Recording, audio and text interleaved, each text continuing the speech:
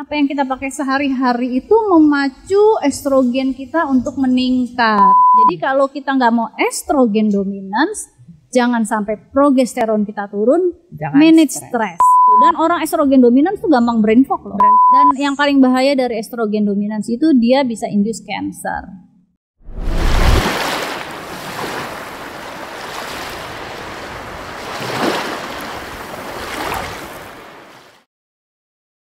Halo The Health here, balik lagi dengan Dr. Grace dari klinik Dr. House, The Lifestyle Clinic.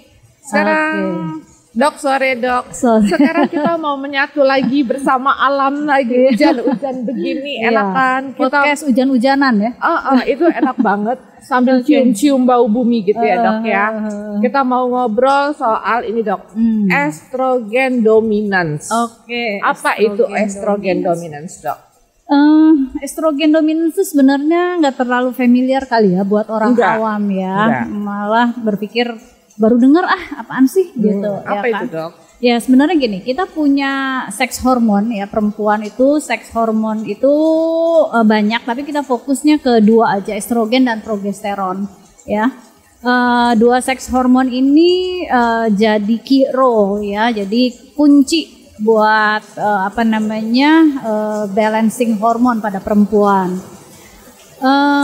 Disebut estrogen dominance apabila perbandingan estrogen sama progesteron tuh di mana estrogennya tinggi, progesteronnya tuh rendah. Ya. Kondisi estrogen dominance ini bisa di semua rentang usia, mulai dari teenager sampai orang yang udah menopause atau post menopause ya. Hanya pada perempuan atau laki dan perempuan Dok? Perempuan. Hanya pada perempuan. Ya, estrogen dominance itu pada perempuan. Pada perempuan. Ya. Nah, jadi yang namanya estrogen dominance kembali lagi itu bisa mulai dari teenager sampai post menopause ya, dan keluhannya tuh macam-macam. Kita mulai keluhan estrogen dominance pada teenager lah contohnya. Pada orang-orang estrogen dominance itu yang paling sering itu kan aku tadi udah bilang estrogennya tinggi, progesteronnya rendah ya. Yang paling sering adalah keluhannya gini, mens banjir. Itu ciri-ciri orang estrogen dominance. Banjir atau lama Dok? Dua-duanya. Ya, karena emang orang yang estrogen itu kan fungsinya untuk penebalan rahim. Jadi kalau rahim itu estrogen yang tinggi tebal banget. Progesteron itu hormon yang kalau pakai analogi hormon yang bikin si rahimnya rontok atau endometriumnya rontok. Jadi kalau rahimnya dipengaruhi sama estrogen itu cukup tinggi kan tebel.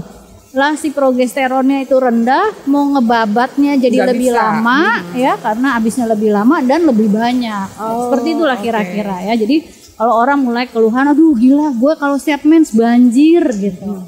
Itu keluhan yang paling common. Keluhan yang kedua, kista. Ya, jadi kista di mana payudara. Ya, terus kalau di rahim paling sering tuh kita mulai dari kista coklat, endometriosis atau miom ya. Miom itu dipengaruhi banget sama estrogen dominance ya. Terus kalau kista kan sering di payudara tumbuh 1, 2 dioperasi tumbuh lagi. Nah, itu berarti estrogennya dominance yang memicu itu. Terus yang ketiga, keluhan orang-orang estrogen dominance weight gain. Nah itu pada yang masih muda. Jerawat ya, jerawat juga estrogen dominance. Mood swing ya. Jadi kita itu sebenarnya pada dasarnya hidup kita nih dipengaruhi oleh hormon ya. Nah kalau orang udah post menopause emang masih bisa Dok estrogen dominance, kan hormonnya udah turun semua. Biasanya kan berpikir gitu. Artinya ketika kita udah post menopause semua tentang hormon udah nggak ini lagi deh, nggak usah diutak-atik. Orang hormonnya juga udah turun semua, udah deh nggak usah ngomongin hormon. Nggak gitu ya Dok. Orang post menopause tetap mengalami estrogen dominance di mana estrogennya turun tapi progesteronnya lebih turun lagi. Sehingga terjadilah kondisi-kondisi mood swing, makanya baperan, udah nenek-nenek baperan gitu. Ya, terus orang post menopause taunya miom gitu kan. Seperti itu masih bisa sering terjadi. Kalau orang-orang postmenopause yang paling sering pada orang estrogen dominans itu low libido. Ya, jadi jadi dia pikir libidonya turun kan normal, udah dipikir normal. Ya karena umur udahlah gitu. Padahal mestinya enggak. Harusnya sih kita masih at least walaupun tidak setinggi ketika masih muda, tapi at least kita libidonya masih oke gitu kan, sesuai dengan usia ya. Yang kayak gitu tuh, itu ciri-ciri orang estrogen dominans. Dok, apa sih penyebabnya estrogen dominans? Berarti tadi estrogen dominans itu di mana kondisi estrogen tinggi dibandingin sama progesteron. Berarti kita mesti lihat dulu apa sih yang memicu estrogen menjadi tinggi. Sebetulnya sekarang ini kita hidup di lingkungan yang memicu estrogen kita. Apa itu, Dok? Ya, nomor satu ya di lingkungan yang memicu estrogen ya plastik paling sering. Jangan bosan deh dengerin plastik. Akhirnya semua pada takut plastik. Yes, that's right. Emang mesti takut sama plastik gitu. Ya, plastik itu emang kita bilangnya istilah ini aku lupa. Pokoknya intinya dia memicu estrogen ya. Nah, terus ada beberapa chemical. Contohnya ya semua chemical yang dipakai di make up.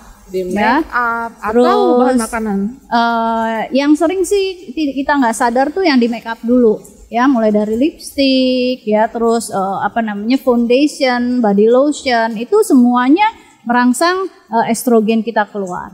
Dan yang nomor 3-nya parfum, semua jenis fragrance atau pewangi, mulai dari pewangi ruangan, pemakaian lilin-lilin pewangi ruangan yang bukan natural. Dok mau nanya dulu, jadi kalau misalnya make up yang mahal juga nggak jaminan? Nggak jaminan. Make up itu tidak lihat dari mahalnya, tapi lihat dulu ingredients-nya. Ingredients yang penting. Ingredients-nya. Memang pada prinsipnya begitu dia pakai yang natural ya memang jadi mahal. Tapi yang mahal natural pada make up yang kita bilangnya kalau bisa yang apa sih itu istilahnya, pokoknya yang natural lah ya, itu malah kadang-kadang organik, malah kadang tidak keluar dari merek-merek yang mendunia malah gitu lah ya. Itu ya, jadi semua kita bilang apa yang kita pakai sehari-hari itu memacu estrogen kita untuk meningkat.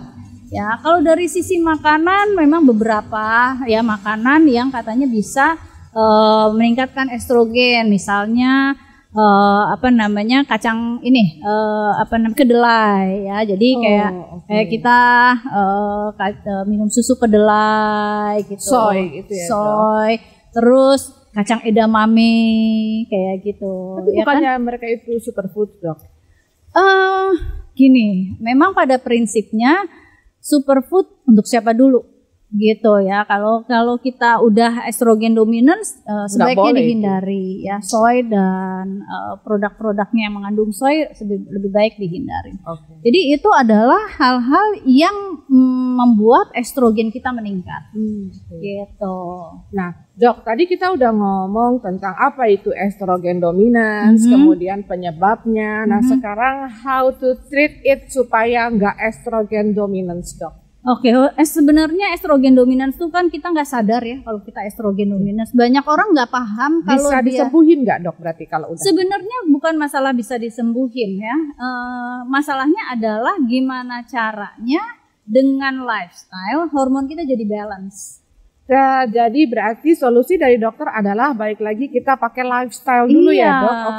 Bagaimana, Dok, caranya? Kan tadi aku udah bilang ada beberapa hal yang meningkatkan estrogen, itu dulu yang dihindari ya, pemakaian plastik, pemakaian pewangi, segala macam jenis pewangi kecuali pilih yang organik. Lalu make up mulai pilih yang organik, yang kitchen set juga coba hindarin logam berat dan segala macam, alat dapur ya. Lalu ya tentu menghindari soy yang seperti itu. Lalu kalau itu udah kita hindarin, kita cari makanan yang ningkatin progesteron sehingga antara estrogen dan progesteron seimbang ya. Kalau pada pemeriksaan saliva atau ludah ya, itu kelihatan tuh rasio estrogen progesteron di mana perbandingan estrogen sama progesteronnya itu jomplang. Jadi harusnya nilai 1 estrogen itu berbanding dengan 200 progesteron. Harusnya gitu. Tapi ada satu saat si estrogennya tinggi, si progesteronnya kecil banget gitu. Misalnya progesteronnya taunya nggak 200 perbandingannya gitu. Di bawah itu. Ya, memang itu ketahuannya nanti setelah pemeriksaan lab.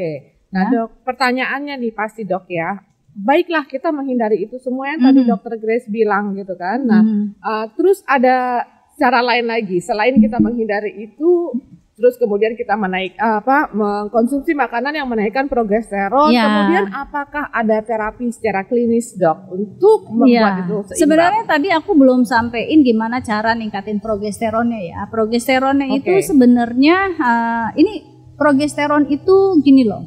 Progesteron itu nggak mudah untuk dinaikin sebetulnya. Nah, tapi nggak susah juga kalau kita mau kerjain ya. Yang paling signifikan ngabisin atau nurunin progesteron kita nomor satu adalah stres.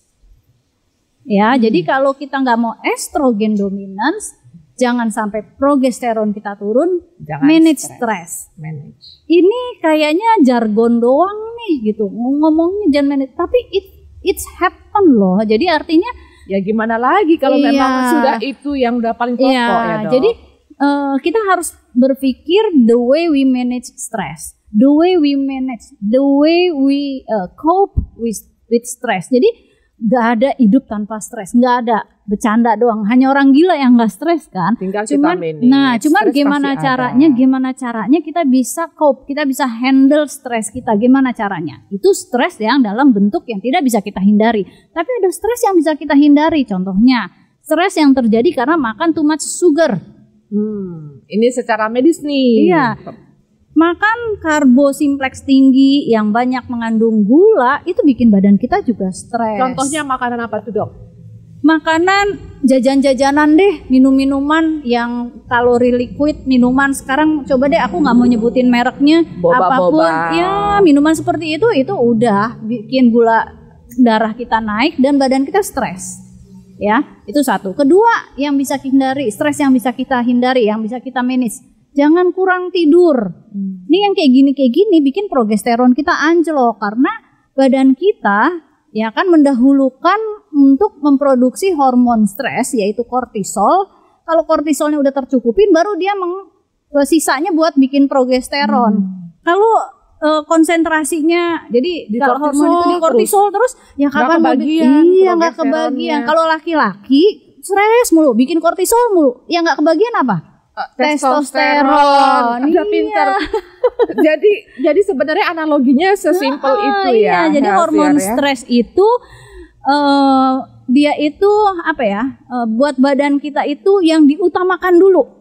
Kalau hormon stres, kebutuhan untuk membentuk hormon stres itu diutamain dulu. Menyambung nyawa istilahnya gitu. Jadi hindarilah stres karena nanti progesteron dan laki-laki testosteronnya anjlok cuma gara-gara stres. Dan kalau stres yang tidak bisa dihindari kayak pikiran dan segala macam, manage it.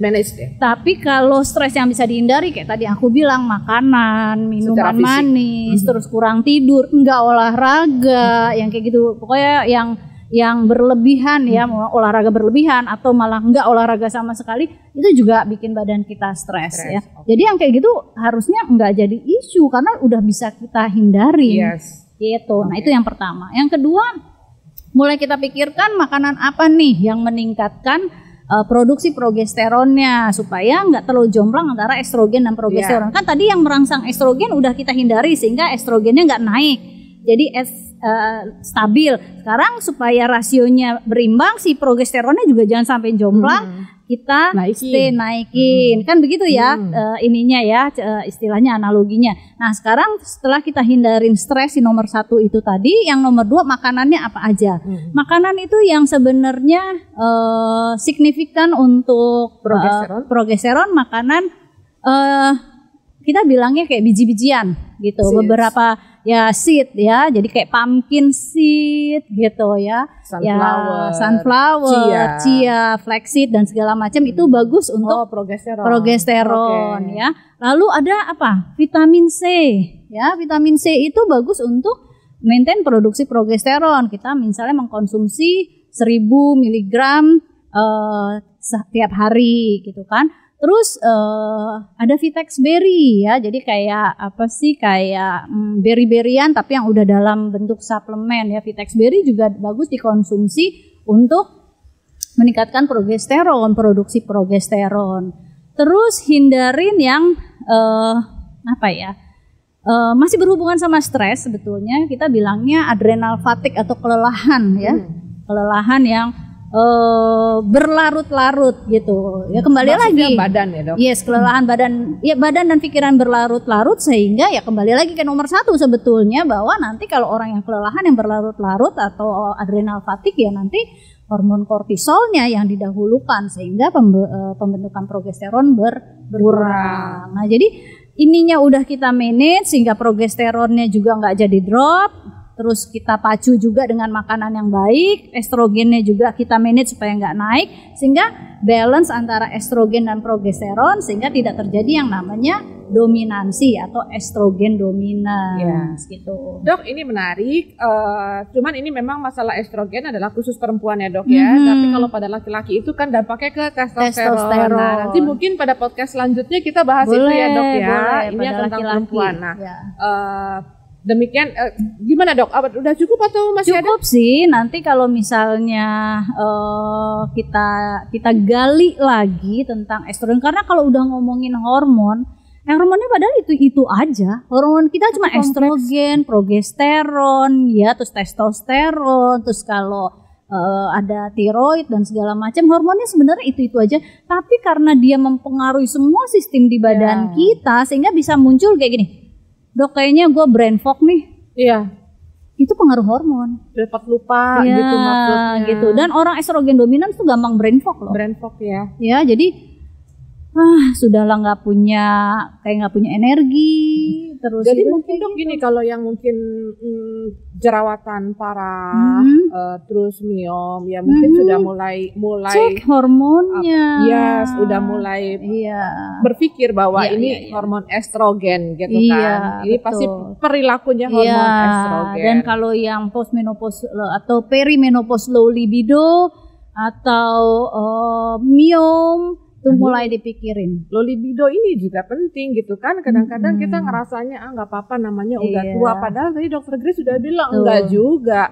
Kalau misalnya terus dengan kita tua terus libido kita nggak ada, nggak begitu maksud Tuhan juga ya dok. Betul. Mestinya it's normal-normal aja. Tapi kalau turun berarti berarti konsen deh tuh. Ada yang bisa harus kita benerin. Dominans. Dan yang paling bahaya dari estrogen dominans itu dia bisa induce cancer. Ya. Ya, jadi kalau estrogennya tinggi terus-terusan, jadi cancer related to hormon kayak kanker payudara, kanker rahim itu bisa terjadi. Begitu? Ya? Healthier dari hati-hati dengan estrogen dominans. Yes, segitu dok tentang estrogen dominans. Segitu dulu kita. Next kita bahas tentang testosteronnya ya dok ya, betul. Untuk yang para suami atau para laki-lakinya. Demikian Healthier dari Klinik Dr. House, The Lifestyle Clinic.